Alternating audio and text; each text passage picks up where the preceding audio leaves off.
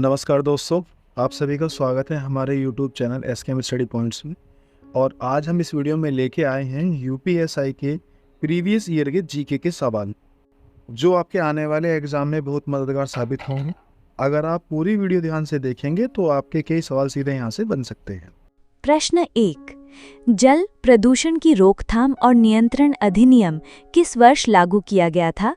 विकल्प है ए 1974, बी 1964, सी 1994 या डी 1984। सही उत्तर है ए 1974। जल प्रदूषण की रोकथाम और नियंत्रण अधिनियम 1974 में अधिनियमित किया गया था। इसका मुख्य उद्देश्य जल प्रदूषण को रोकना और नियंत्रित करना है तथा देश में पानी की गुणवत्ता बनाए रखना है।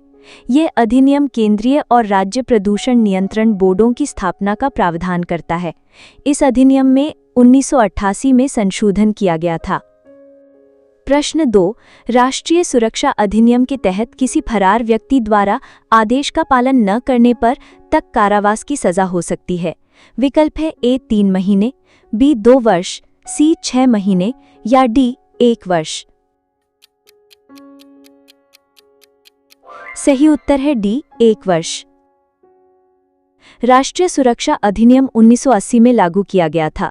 इस अधिनियम के तहत यदि कोई व्यक्ति जिसके खिलाफ निरोध का आदेश जारी किया गया है फरार हो जाता है या आदेश का पालन करने से बचता है तो उसे 1 वर्ष तक के कारावास या जुर्माना या दोनों से दंडित किया जा सकता है। यह कानून सरकार को राष्ट्रीय सुरक्षा के लिए खतरा माने जाने वाले व्यक्ति को बिना मुकदमे के हिरासत में लेने का अधिकार देता है। प्रश्न 3। भारत में राज्य विधानसभाओं का चुनाव कौन आयोजित करता है?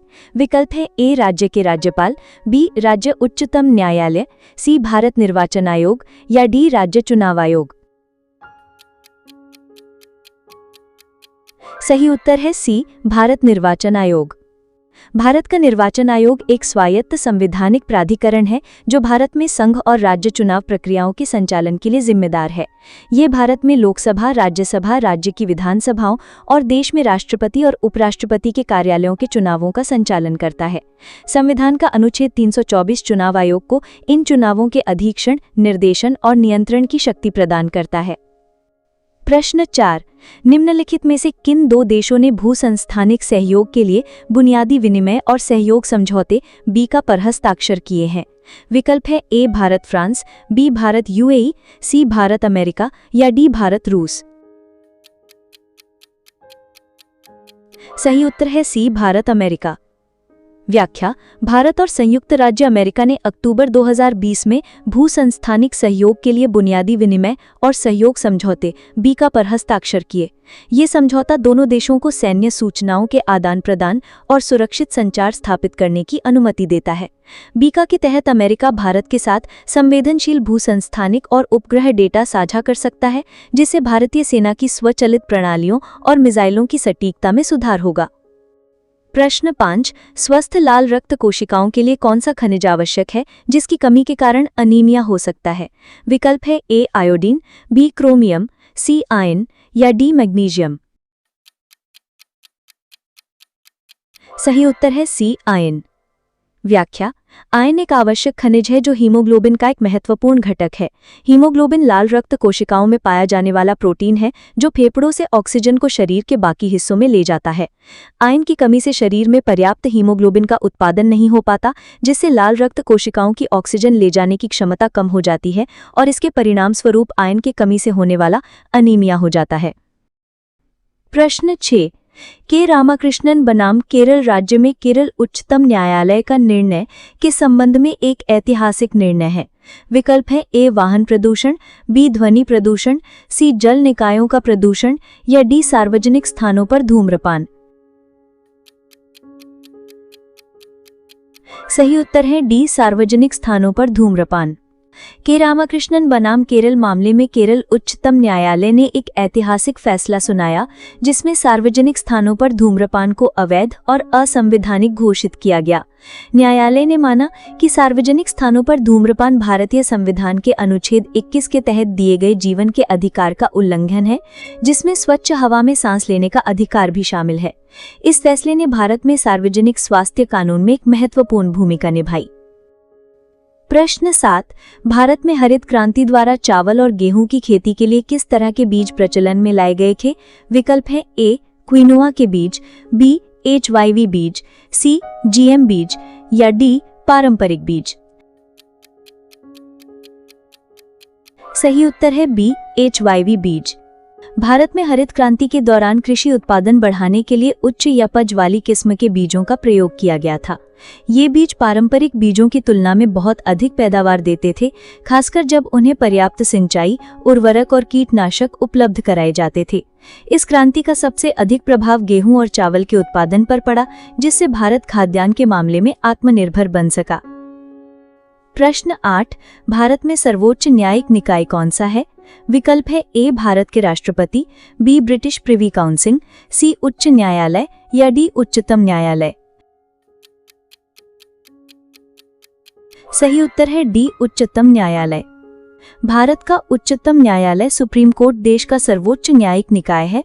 ये भारतीय संविधान का संरक्षक और अंतिम व्याख्याता है। उच्चतम न्यायालय के फैसले भारत के अन्य सभी न्यायालयों पर बाध्यकारी होते हैं। यह नागरिकों के मौलिक अधिकारों की रक्षा करता है और केंद्र और राज्यों के बीच के विवादों का निपटारा करता है।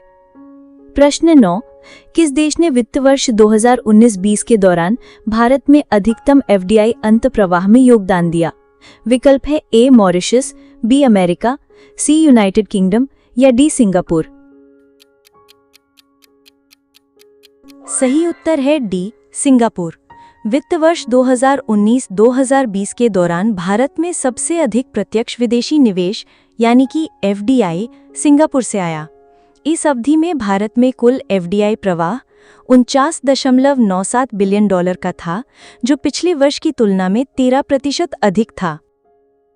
प्रश्न 10, राज्य मानवाधिकार आयोग के अध्यक्ष और सदस्यों की नियुक्ति कौन करता है? विकल्प है ए राज्य के राज्यपाल, बी भारत के राष्ट्रपति, सी राष्ट्रीय मानवाधिकार आयोग के अध्यक्ष या डी राज्य के मुख्य सचिव। सही उत्तर है ए राज्य के राज्यपाल। राज्य मानवाधिकार आयोग के अध्यक्ष और सदस्यों की नियुक्ति राज्य के राज्यपाल द्वारा की जाती है। यह नियुक्ति मुख्यमंत्री की अध्यक्षता वाली एक समिति की सिफारिशों पर आधारित होती है। इस समिति में विधानसभा अध्यक्ष, राज्य की गृह मंत्री और विधानसभा में विपक्ष के नेता शामिल होते हैं। प्रश्न 11, भारतीय संविधान के अनुसार कारखाने में रोजगार के लिए बच्चे की न्यूनतम आयु कितनी होनी चाहिए?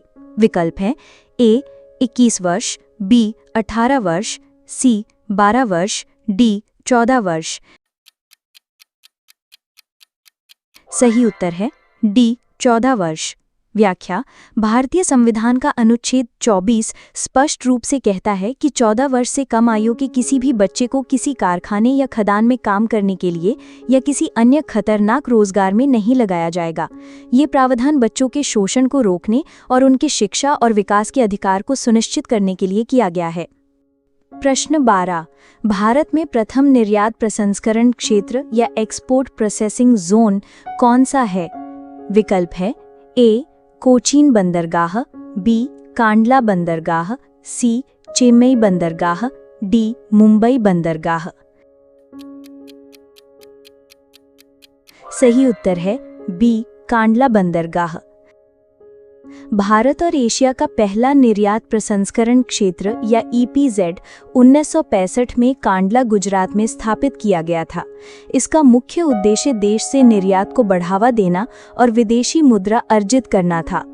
EPZ ऐसे विशेष क्षेत्र होते हैं जहां व्यापार और शुल्क कानून देश के बाकी हिस्सों से अलग होते हैं ताकि निर्यातोन्मुखी उद्योगों को प्रोत्साहन मिल सके। प्रश्न 13, भारत में ऑनलाइन समाचार सामग्री किस मंत्रालय के दायरे में आती है? विकल्प हैं ए इलेक्ट्रॉनिक्स और सूचना प्रौद्योगिकी मंत्रालय, बी सूचना और प्रसारण मंत्रालय, सी गृह मंत्रालय, डी शिक्षा मंत्रालय। सही उत्तर है बी, सूचना और प्रसारण मंत्रालय। व्याख्या, भारत में ऑनलाइन समाचार पोर्टलों, मनोरंजन सामग्री प्रदाताओं और अन्य ऑनलाइन सामग्री को सूचना और प्रसारण मंत्रालय के दायरे में लाया गया है।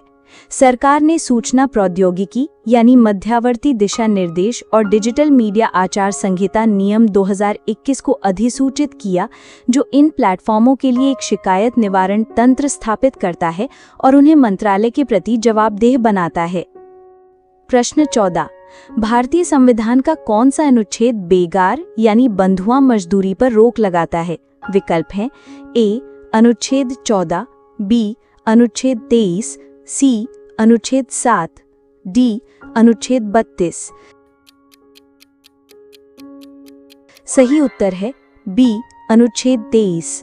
व्याख्या, भारतीय संविधान का अनुच्छेद 23 मानव तस्करी यानी बेगार यानी बिना भुगतान के जबरन काम और इसी तरह के अन्य प्रकार के बंधुआ मजदूरी पर प्रतिबंध लगाता है।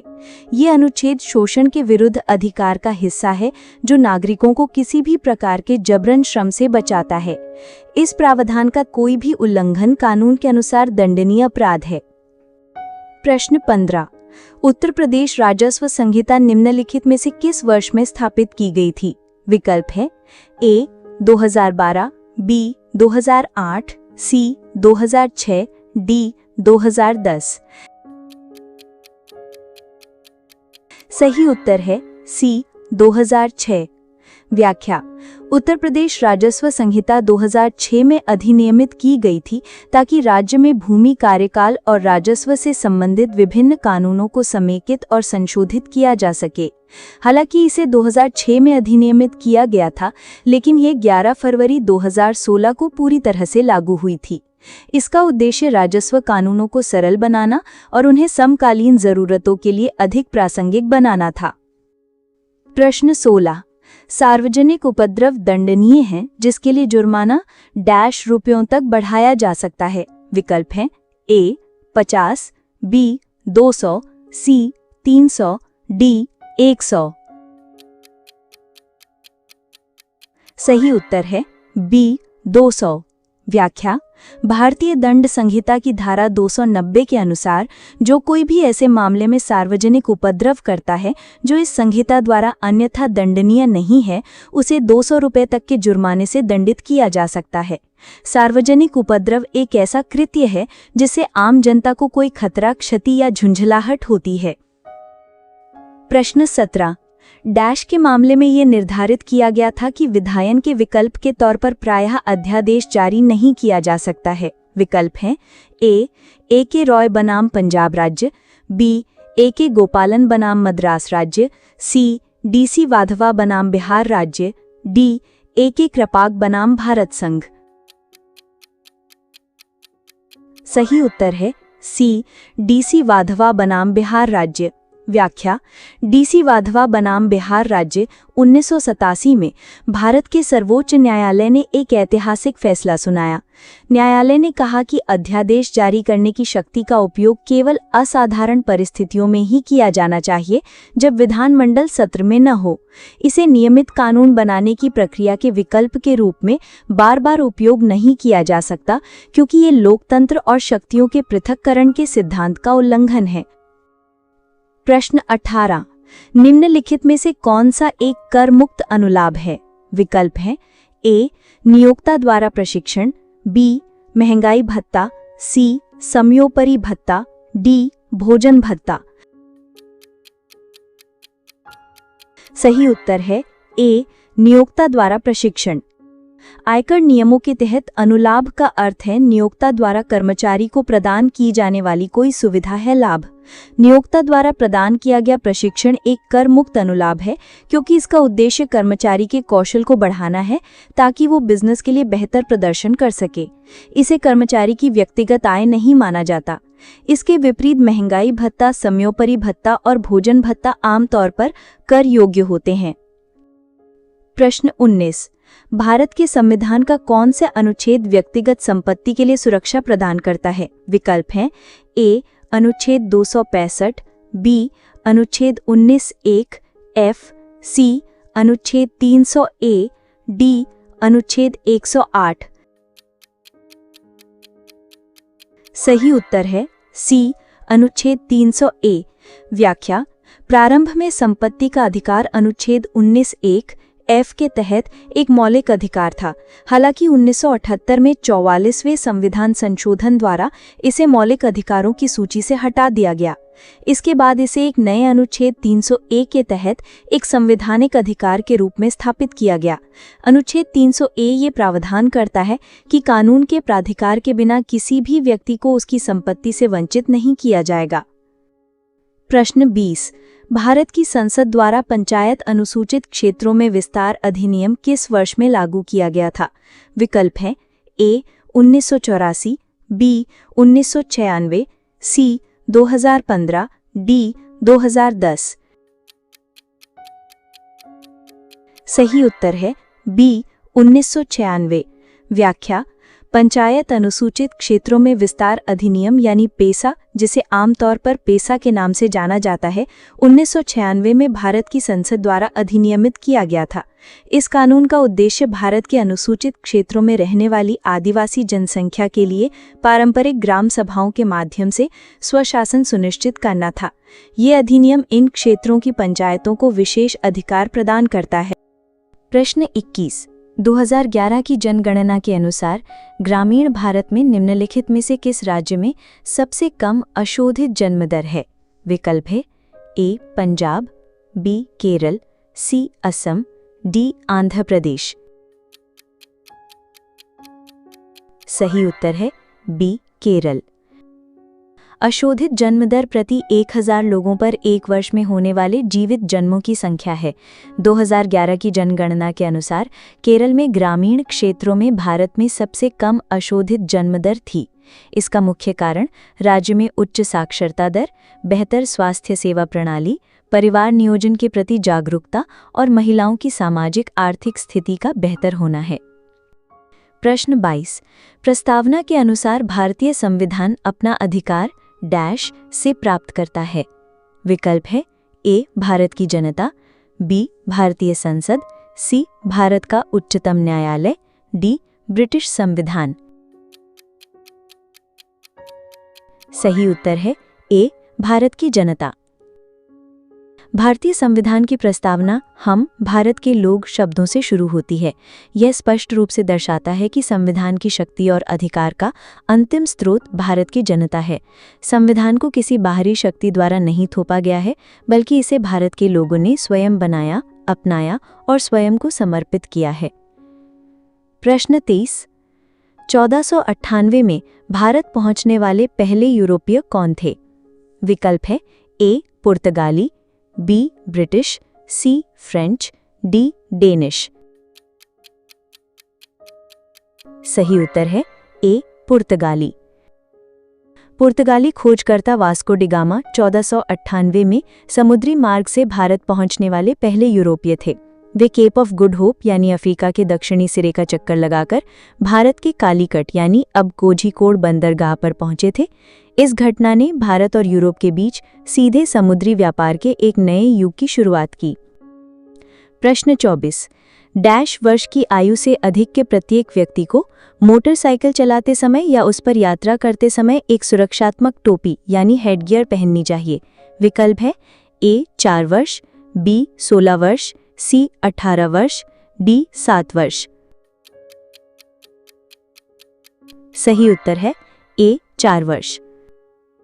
मोटर वाहन संशोधन अधिनियम 2019 के अनुसार 4 साल से अधिक उम्र के किसी भी व्यक्ति के लिए मोटरसाइकिल चलाते समय या उस पर सवारी करते समय सुरक्षा हेलमेट पहनना अनिवार्य है। यह नियम बच्चों सहित सभी सवारों की सुरक्षा सुनिश्चित करने के लिए बनाया गया है। प्रश्न 25।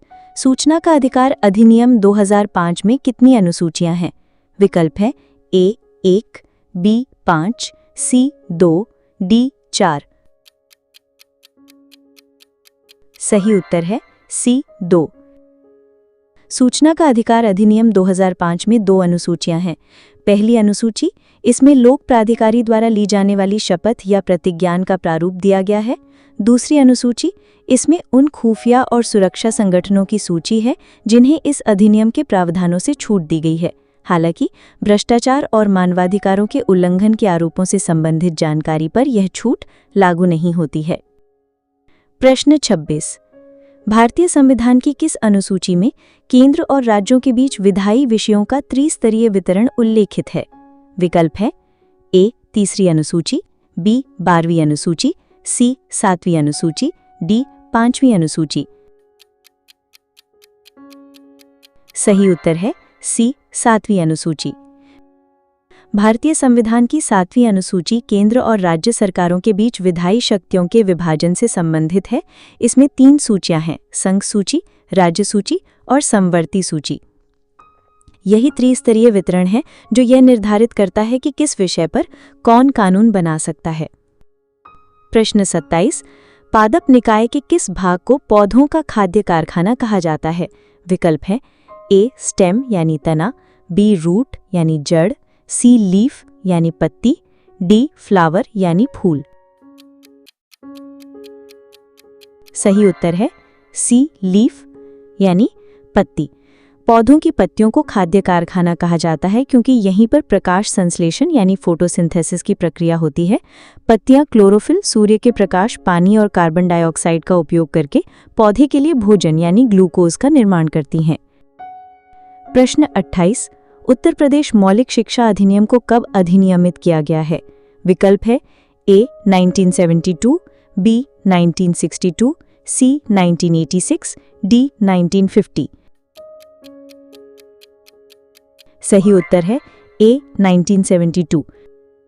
उत्तर प्रदेश बेसिक शिक्षा अधिनियम को राज्य में प्राथमिक शिक्षा को नियंत्रित करने, व्यवस्थित करने और विकसित करने के उद्देश्य से वर्ष 1972 में अधिनियमित किया गया था।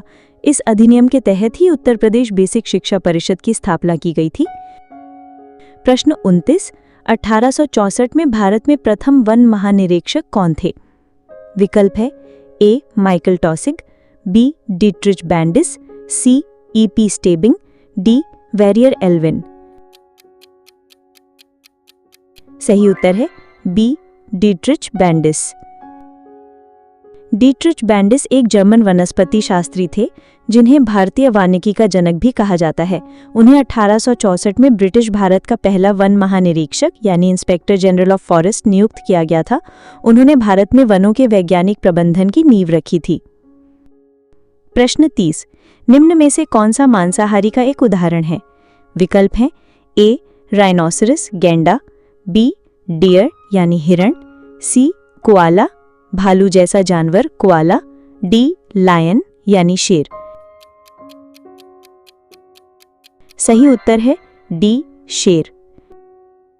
मांसाहारी वे जीव होते हैं जो भोजन के रूप में दूसरे जानवरों का मांस खाते हैं। दिए गए विकल्पों में शेर एक प्रमुख मांसाहारी जीव है। गैंडा, हिरण और कोआला ये सभी शाकाहारी जानवर हैं जो केवल पेड़ पौधे खाते हैं। प्रश्न 31। संसद के दोनों सदनों की संयुक्त बैठक बुलाने का अधिकार किसके पास है? विकल्प है ए भारत के राष्ट्रपति, बी लोकसभा अध्यक्ष, सी भारत के प्रधानमंत्री, डी भारत के उपराष्ट्रपति। सही उत्तर है ए भारत के राष्ट्रपति। भारतीय संविधान के अनुच्छेद 108 के अनुसार यदि किसी साधारण विधेयक पर संसद के दोनों सदनों लोकसभा और राज्यसभा के बीच गतिरोध उत्पन्न हो जाता है तो भारत के राष्ट्रपति दोनों सदनों की संयुक्त बैठक बुला सकते हैं। हालांकि इस संयुक्त बैठक की अध्यक्षता लोकसभा अध्यक्ष द्वारा की जाती है। प्रश्न 32। भारतीय संविधान के किस अनुच्छेद में उल्लेखित है कि सर्वोच्च न्यायालय एक अभिलेख न्यायालय यानी कोर्ट ऑफ रिकॉर्ड होगा? विकल्प है ए अनुच्छेद 121, बी अनुच्छेद 117, सी अनुच्छेद 125, डी अनुच्छेद 129। सही उत्तर है डी अनुच्छेद 129।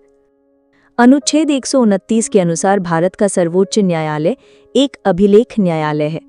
इसका अर्थ है कि इसके सभी निर्णय और कार्यवाहियां रिकॉर्ड के रूप में रखी जाती हैं और उनका साक्ष्य के रूप में महत्व होता है। साथ ही अभिलेख न्यायालय के पास अपनी अवमानना के लिए दंडित करने की भी शक्ति होती है। प्रश्न 35। भारतीय संविधान में राज्य के नीति निदेशक तत्वों की अवधारणा को कहां से लिया गया था? विकल्प है ए जर्मन संविधान, बी अमेरिकी संविधान, सी जापानी संविधान, डी आयरिश संविधान। सही उत्तर है डी आयरिश संविधान।